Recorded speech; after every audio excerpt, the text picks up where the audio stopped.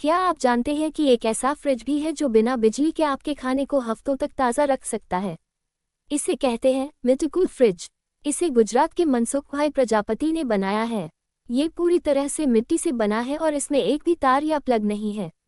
ये एक वाष्पीकरण के सिद्धांत पर काम करता है। इसमें ऊपर की तरफ पानी भरा जाता है जो फ्रिज के अंदर के तापमान को 8 डिग्री तक कम रखता है। खास बात यह है कि इसमें रखा दूध 3 दिन तक और सब्जियां 1 हफ्ते तक ताज़ी रहती हैं। ये पूरी तरह से इको फ्रेंडली है।